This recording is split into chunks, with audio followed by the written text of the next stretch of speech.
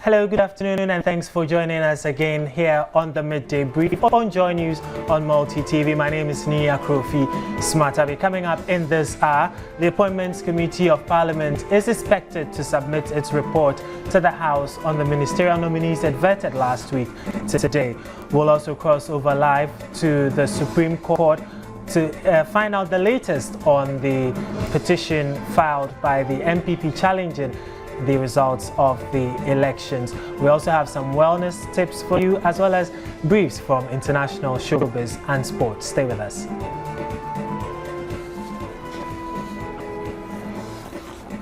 Now let's move on to our first story. The Appointments Committee of Parliament will today submit its report on the vetting of the first batch of ministerial nominees to the House. 7 ministerial nominees: Hannah Tete for Foreign Affairs, Seth Tekpe for Finance, Alhaji Amin Amidu Suleimani for Roads and Highways, Inusaf Husseini for Lands and Natural Resources, Alhaji Collins Dauda for Water Resources, Works and Housing, Information Minister-Designate Mahama Yariga, and Clement Kofi Humado, Minister-Designate for Food and Agriculture, were vetted last Thursday and Friday. Meanwhile, 5 more appointees remain to be vetted as per the 12 names submitted to Parliament by His Excellency the President. So we've been joined on the line now by the Majority Chief Whip of Parliament, Alhaji Mohammed Muntaka. Good afternoon to you, sir, and thanks for your time. Hello, good afternoon. Okay, so have you presented the report yet to the House? Yeah, we've laid the report. Okay. And if you have met procedures, you lay the report, and you now then make the report available to all members. We have that state, and because of this already this morning, we have made it, and now we are distributing it. So we decided to suspend the House for 1 hour, so that members will read the report before we reconvene discuss the report. That's where we are now. No, okay. But what has been the initial reaction to the report so far, especially from your colleagues on the minority side? Oh, they are yet to see it because they were not part of the appointments committee deliberation. So I believe that it's when they have the report and then we reconvene in an hour's time that they may have a comment to make. But from the committee, the decisions are unanimous. We think that the 7 ministers designated distinguish themselves to the best that we think, and we believe that they are capable of assisting His Excellency the President in carrying on his mandate. Okay, there are 5 other nominees left to be vetted, if I'm correct. Rightly so. Can you take us through those who are left? Yes, those who are left are local government designates, gender and social protection designates. Then you also have environment, science and innovation designates. Okay. Then you have education designate and communication designate. These are the 5 left.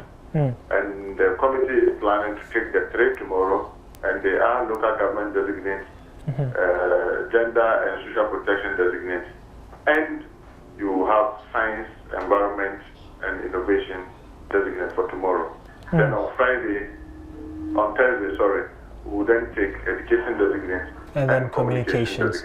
Okay, but with respect to the Minister-Designate for Gender, Children and Social Protection, that's Nana Oyeletha, I don't know if the committee has received a petition from a group calling itself the International Clergy Council. Have you received such petition? If you know the procedures of House and the committee, so this are referred to the chairperson of the committee, and I can say that some petitions have been received, but I will not be able to tell specifically which groups have sent those petitions because I'm sorry, I don't have those copies right before me. But we have received some petitions, right? Okay, but before I let you go though, are you expecting that the minority will also accept the reports that you've laid before the House, seeing as they didn't participate in the vetting process? Well, it is difficult to say at this moment. What I can say for sure is that we have the numbers that require us to carry out business, and we have the numbers that require us to take decisions. Obviously, the House is full. Our colleagues on the minority are in the House. It is our anticipated hope that they will stay for us to discuss. But they can do one or two things. They either boycott or they abstain. abstain. Boycotting means they will not even take part in the discussion of the report, so they may walk out. And the second is that they may participate in the debates of the report, but when it comes to votes, they will then abstain. I believe that they can only do one of these, other than participating fully. Okay, well, we'll leave it here for now. Thank you so much, Honorable Alhaji Mohammed Muntaka. He is the majority whip in Parliament and a member of the Appointments Committee. He was bringing us up to speed about the report that they have laid before the House concerning the first 7 that they vetted already. They have 5 more to go. They're looking at vetting 3 tomorrow and then 2.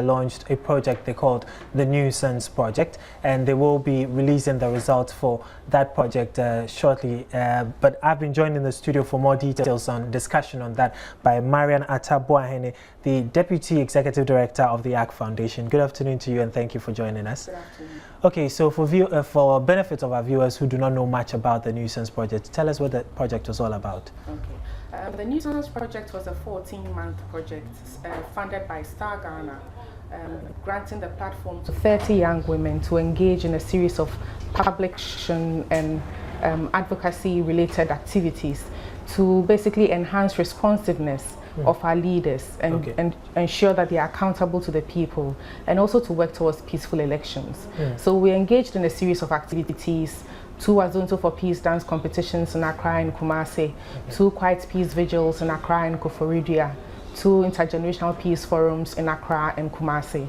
We had a 3-day war library photo exhibition in Accra, 1,000 signature petition that was signed by various leaders across the country. What was the petition aimed at?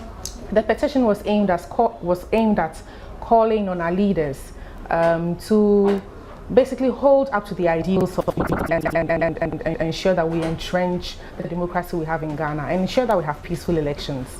Yeah. Okay. So how have these fared so far since you started them last year, I believe? Yes. It's been a 14-month project. How has it fared so far?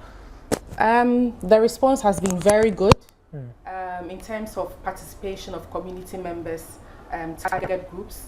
They have received the activities very, very well. One of the key activities we executed, for instance, was a documentary titled Grandmothers Speak Peace to Power. And we had GTV partnering with the ARC to show that documentary for free throughout December, during the time when there was a little bit of tension. Exactly. Whilst we're waiting for results to be released. It's gone very well. The young women have also taken advantage of the platform they've been giving, speaking to people, also replicating aspects of the project in their communities. So all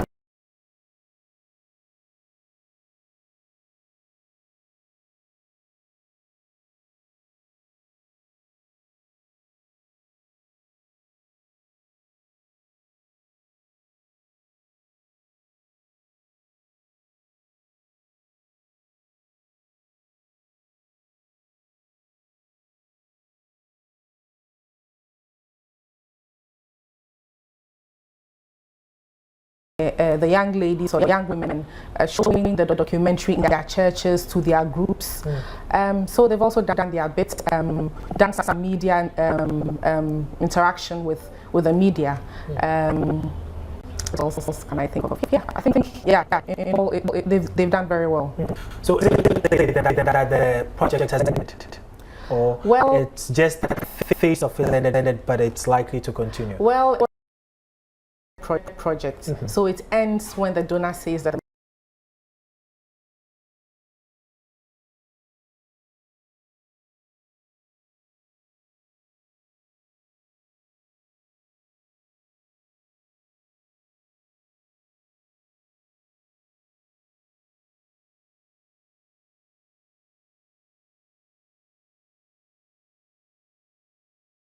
peaceful elections.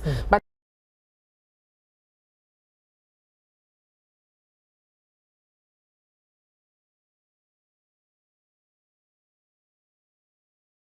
to living their everyday lives? Well, the thing is, these young women are now part of a crop of alums who have been trained by the ARC Foundation's Women's Law and Human Rights Institute. Okay. And we consistently engage with them. We make sure that we communicate job opportunities or training opportunities with them. So once they are part of the alums that we have, we will definitely keep them busy. No two ways about it.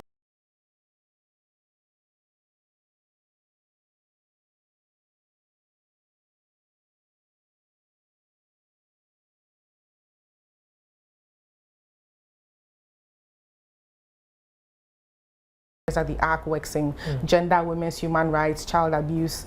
We are going to take those people on board, opening up opportunities for them if they want to engage with the media, be panelists on various programs that the media will be willing to have them on. So we'll just make sure that there is that opportunity for them to engage outside their normal activities in the office and at home. Okay, so how much program will it be anything? Will there be anything extraordinary the participants would have to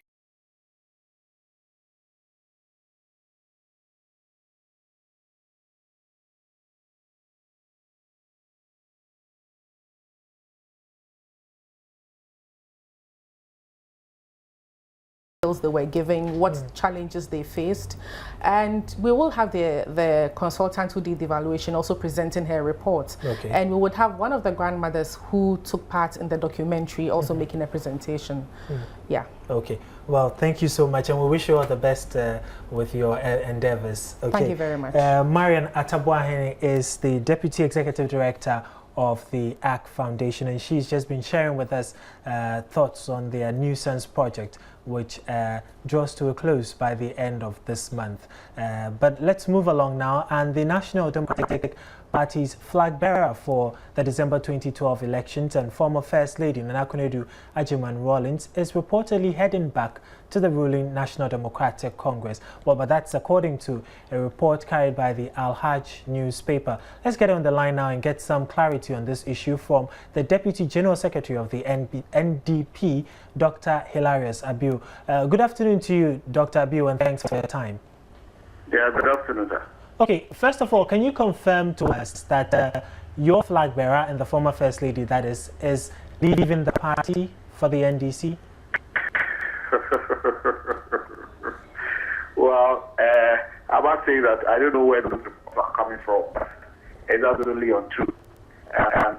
Nana Konadu Agyeman-Rawlings joining of the NDC is in the interim is a remote possibility. I think that her decision to join the NDP was on grounds of principle. And she has clearly stated the reasons for her departing from the NDC. As far as she's concerned, not much has changed in the interim. It's too early to have even made any decision to have left the NDP back to the NDC. Now, if she even makes that decision, it would appear that it's all about gravitating towards power. And that obviously is not in the fiber of our flag bearer. And therefore, any such report should be treated with the contempt it deserves. So what then gave rise to these reports coming out? Has she shown any indication at all that she's leaving the NDP?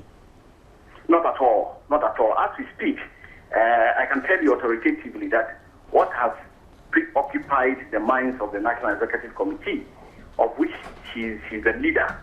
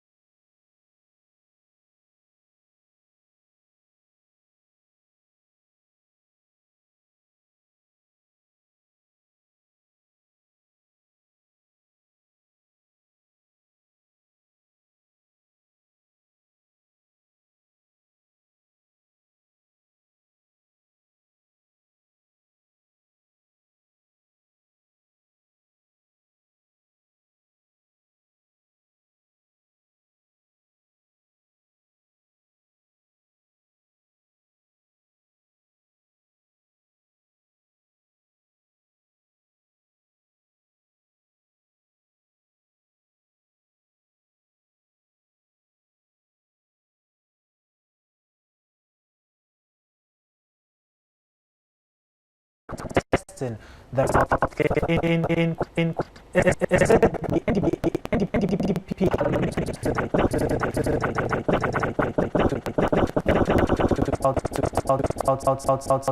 that were declared for them? Not at all. Actually, we recognize that even though we had stated clearly that a number of the votes that were declared in our favor are not up to the numbers that we have tallied.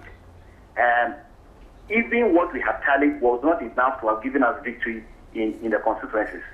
And therefore, going to court will be meaningless in terms of the results to achieve. And therefore, the only way is to push for electoral reform so that in the future, everybody's vote will be counted and declared as is determined on the ballot box. All right. The Deputy General Secretary of the National Party resumed sitting on a petition filed by the 24th of the opposition New Patriot Party, Nana Akufo-Addo, challenging the declaration of President John Mahama as one of the eight but lawyers for the commission have the NPP flag by Nado and inmates, as well as the party polling stations where the alleged irregularities took place. Eric Howard, Supreme Court purposes, and he joins us on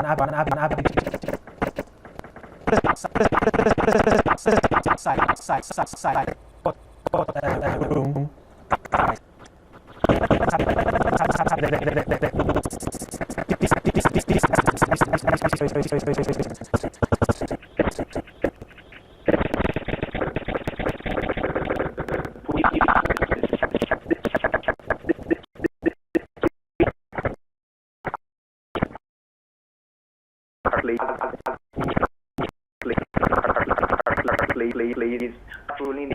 Trying to show that I support both parties, the NDC and NPP, do not have access to the court premises to, create any kind of huge kind of noise. So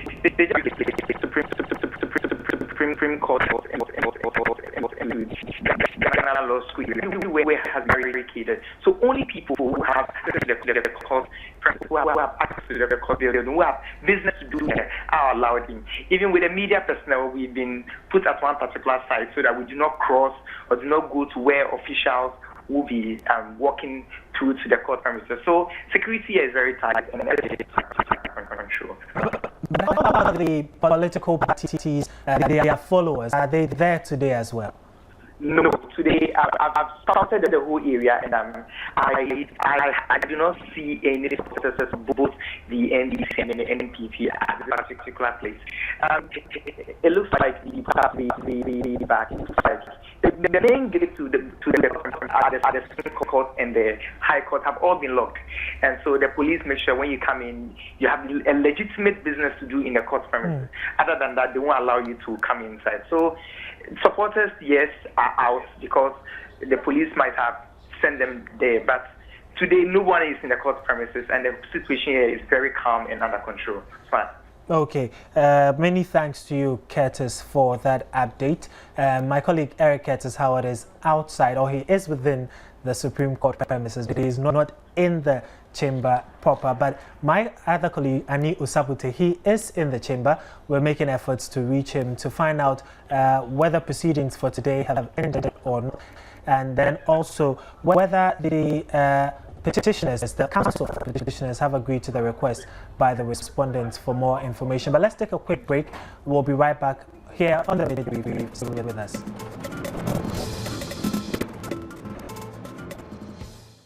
Welcome back. This is still the Midday Brief here on Joy News on Multi TV. Let's go back to the Supreme Court. Earlier we spoke to Curtis, who was outside the chambers. Ani Usabute has been in the chambers all along. He joins me on the line. Good afternoon to you, Ani Usabute. Good afternoon, Smart. Okay, tell us, has proceedings ended at least for the day, or it's still ongoing?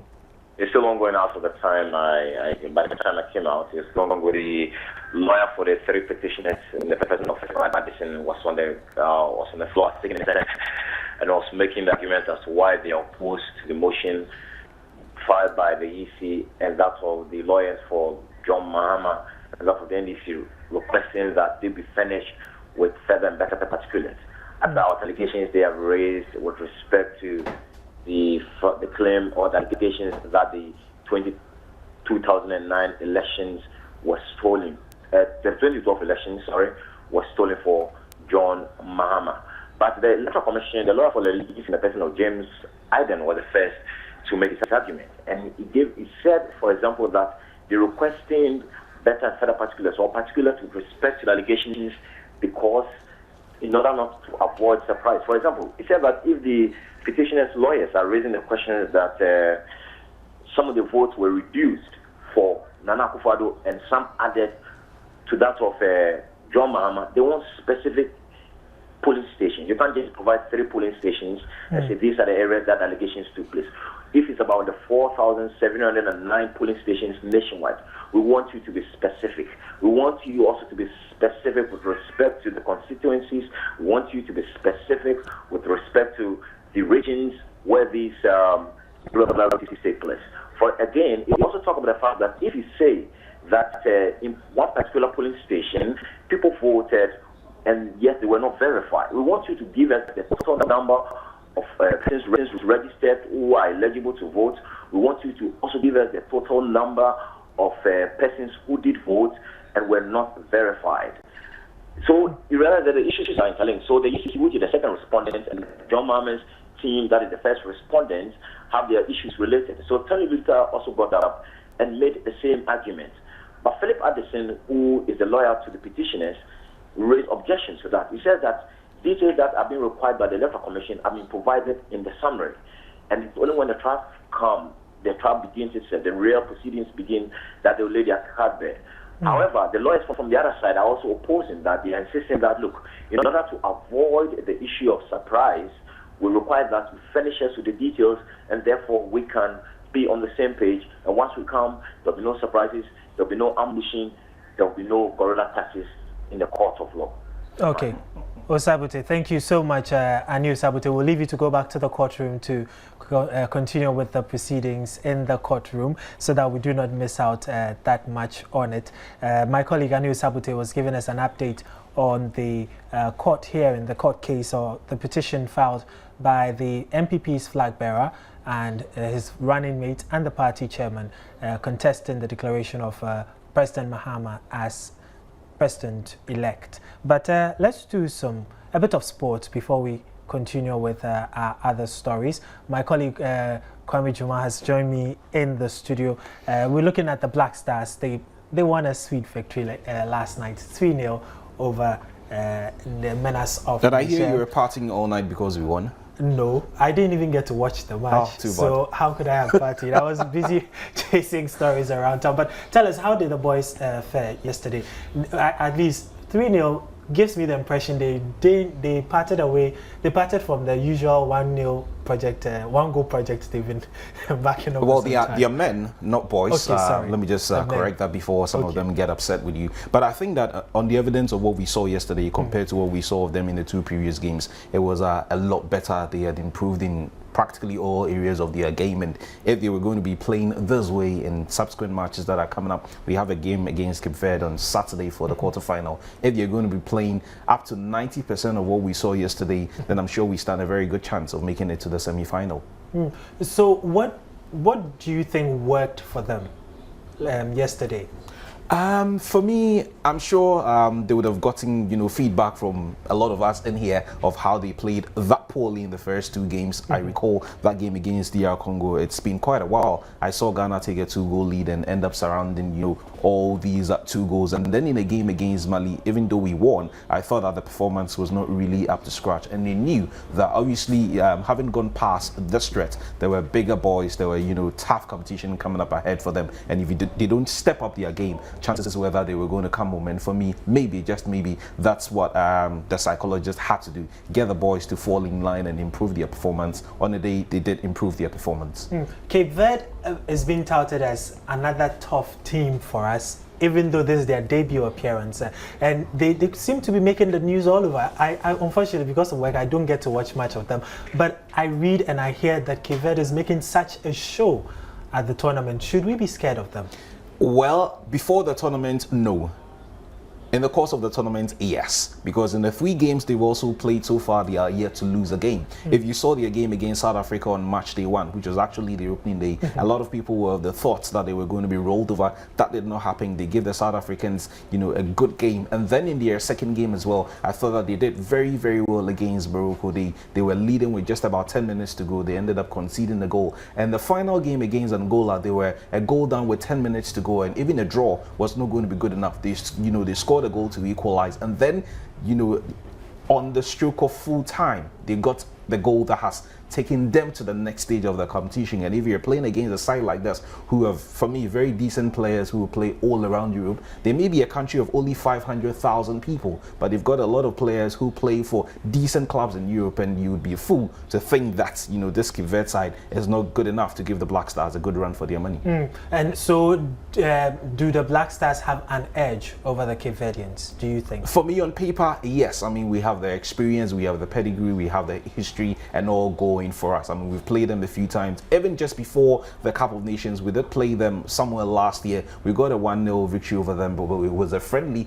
So on the day, not almost all their players, or not almost all our players were there. But I think that, this competition is a different ball game altogether. They know what the stakes are, and I'm sure both teams are going to be approaching the game in that fashion. Something yesterday, the Stars jubilated excessively because they're not too sure of how they are going to fare against Cape Verde. So at least if they don't go beyond Cape Verde, at least the thing is, if you had seen the Stars in the first 2 games that we played, I mean, to be fair, they were quite awful. Although we got 4 points from the first, possible 6 points, but they stepped up their game yesterday against that Niger. For me, it was solid. I mean, they improved on all aspects of their game. They were running for 90 minutes. They were a lot more comfortable with the ball. They were stringing their passes very well. They were moving very well, and they were hitting target for me, which is very important. If you're not scoring, you can't advance. Someone would argue that if you're not scoring and you're not conceding, then it's fine. You need to score to get the confidence of the guys going. 3 goals. I thought we could have even scored a 4th, a 5th, or even a 6th. Yeah, we missed quite a number of chances there. If you're going to go on like this, who knows? I mean, if you can score the same amount of goals against Cape Verde, I can't, foretell whether they can also score that number of goals against us. Honestly, I don't think so. I mean,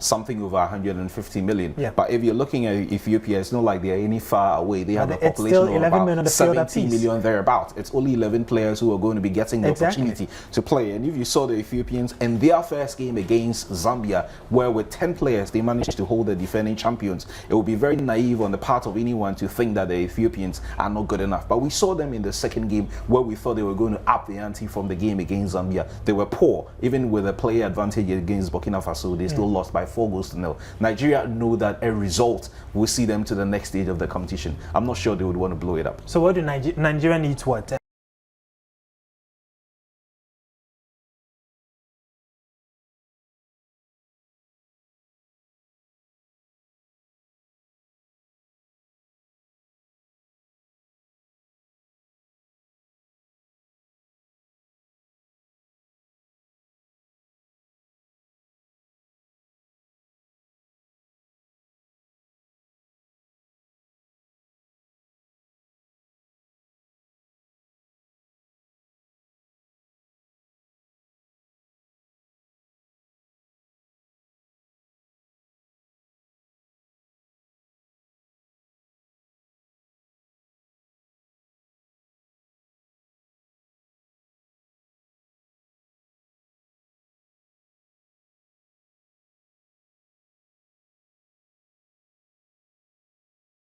Go depends on the players. President Mahama thinks we are cleared, we are all set to go far ahead, even beyond semi-finals. We'll see how the boys fare after they play their match against Cape Verde. We'll be waiting for the results. But let's take a quick break again. We'll be right back. Stay with us here on the Midday Brief.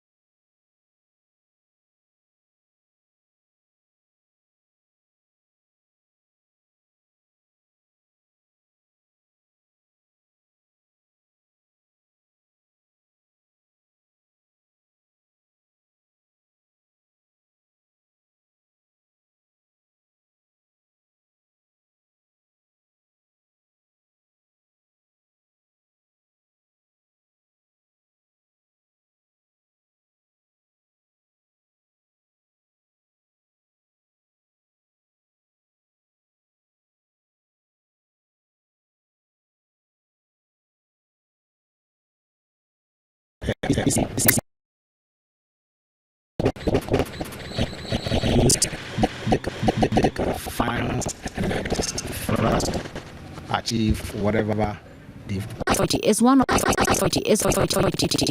the MDAs who are still using the old meters.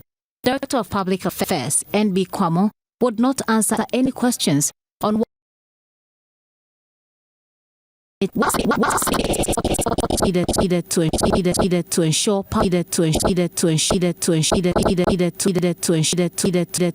power reaches every home. On one hand, the VRA and the ECG are asked for companies are owed large government ministries and agencies.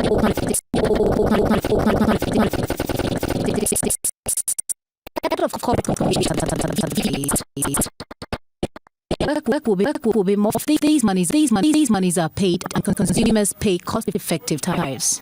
Yes, they have to go up. You look, you good service, you pay for it. We need to have cost-effective, and probably even more if the private players come into the sector.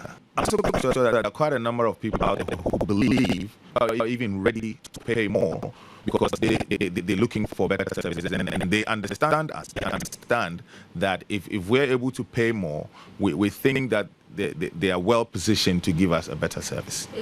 Although they could not mention specifics, the ECG also owes in loans as hinted by the operations manager, Tete Okai. You need the money to improve the network. And at the same time, you want the network improved before you pay for it. So which one comes first? That has always been the headache.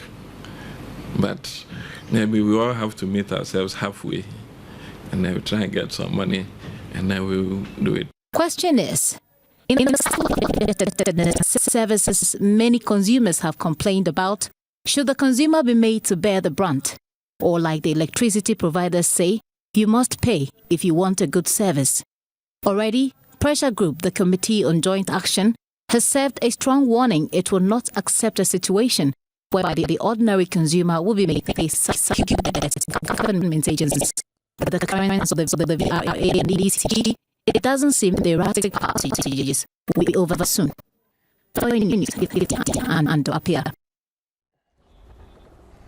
Let's head up to the regions, and 2 fire outbreaks in Kumasi have consumed 9 cows and a number of wood processing shops and equipment running into thousands of entities. What started as a small fire at the Kumasi raised about 20 shops and equipment to the ground. A late afternoon fire at a cattle ranch at Abuabo No. 2 also left 9 cattle dead. Regional correspondent Mahmoud Mohammed Nuruddin sent in the report. Viewers are cautioned some of the pictures may be the young Wood village, Akasi, attributed to the spread of the fire to the Hamatan. Artisans of the Wood village initially ignored the fire when it started until it gathered momentum with winds and spread through several shops. Processed equipment, wooden logs, and personal effects were all consumed by the fire. Initial attempts by workers to get fire service were unsuccessful in getting the fire of gallons of water.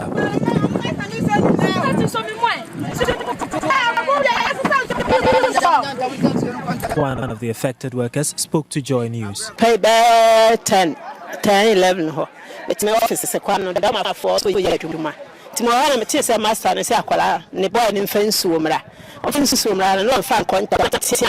Never master see fence so bright. I'm sorry, Samedi, so any be quacan. Until from a fine a channel, a poor baby petty, and no one and you doom to me, yet me. Ya fair fire one time I had to car quenina, one by a nature said, the best yashi, we may shop up there. Nina, ashi. Ah, man, for him a bargain in academ. The Asher meeting in conscience, a man near Bremen and call Biadium, no who said, I should in the puppy breed, I come at the end. Whilst efforts were being made to contain the fire at the Wood Village, another fire broke out at a cattle ranch at Abuabu No. 2, roasting 9 cattle alive. By the time Joy News got to the scene, many people had already started butchering the roasted cow for consumption. Some persons at the scene who spoke to the news team off camera said they were going to consume the beef. Abdul Rahman is one of the owners of the ranch. He says each of the cattle that was roasted cost over 2,000 Ghana cedis.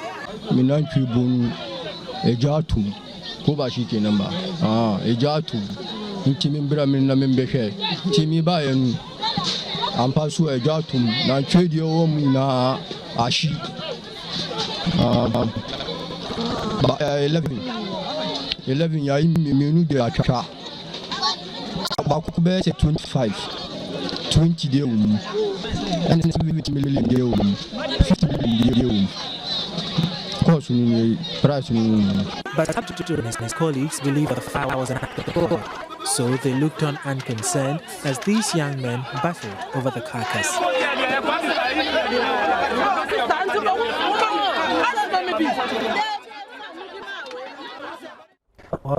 One man's fortune happens to be a celebratory day for another. Well, we'll be back shortly with more with us. Okay, the harmattan brings with it an extremely dry wind which tends to cause irritation and dryness in the eye, among other discomforts. Therefore, it becomes quite tempting in these times for people to resort to buying spectacles from the nearest street vendor to either protect their eyes or to help improve their sight. However, doing so might cause more harm than good, as wearing glasses without advice from an ophthalmologist could lead to headaches, eye pain and other complications. Here's some free medical advice on proper eye care.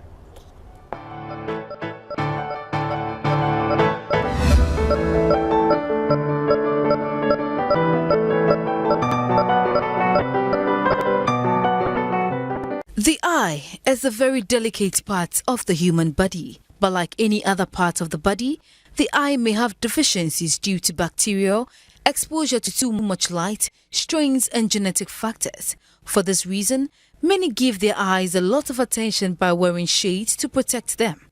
But people also go as far as buying their prescription glasses on the street. So, what does it take to get your medicated pair of glasses on the street? Joseph Ofori, a vendor at Kwame Nkrumah Cycle in Accra, explains the procedure. About reading, by reading will be an normal use. People about no kind of normal, no, yeah, man. Or no, you're right, and if you're not can price them. The price on so if you are a price, you're 10 CD and you're 15 CD. Numbers you're 200 and you're 250, you're 175, 150, 125. But I know you're reading inside and you're reading. You're about to open reading inside here, yeah, man. All readings were in a man. While the price of a lensed pair of glasses by the roadside ranges from 10 to 15 Ghana cedis, from an optical shop, it ranges from 60 to 600 Ghana cedis. This is the deterrent factor which makes many people resort to street opticians for the eye services. In spite of the differences in price, ophthalmologist Dr. Philip Obi says the dangers of not going through screening could cost a patient more. If somebody buys his own pair of glasses without prescription, you may have a lot of complications from that. You may actually induce some form of error which you actually do not have. you may have complications from even the spectacles itself. It can give you headache, it can give you eye pain. You would have discomfort using that pair of glasses, and many more. The problems people face with their eyes can be enormous. A patient who shared her experience off camera said she wasn't comfortable with the bifocal lenses issued to her for both sight and reading. This is what another patient had to say. I got to a stage when I want to read, I just find out that I can't see clearly when I read. So I said, okay, let me just go to the optician and find out what is happening. He now said it actually comes with age. When you're above 40, you have to start using glasses. So I was tested and it's the recommended one for me.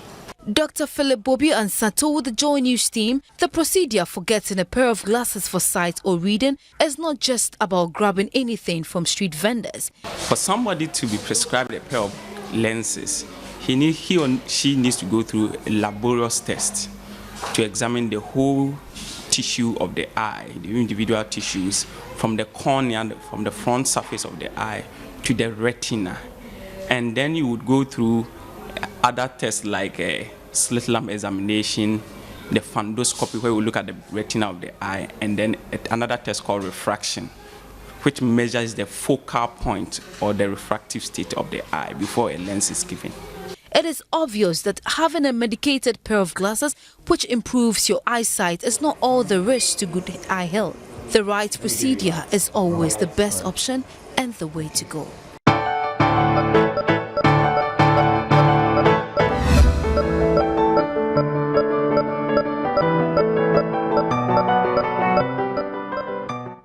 So probably you might just take a cue for that, and for me as well. These are not from the streets, trust me. They are from the opticians, but like the woman said, mine is not with age. It has to do with a whole new different ballgame. But let's go international now. And French-led troops are consolidating their position in the historic Malian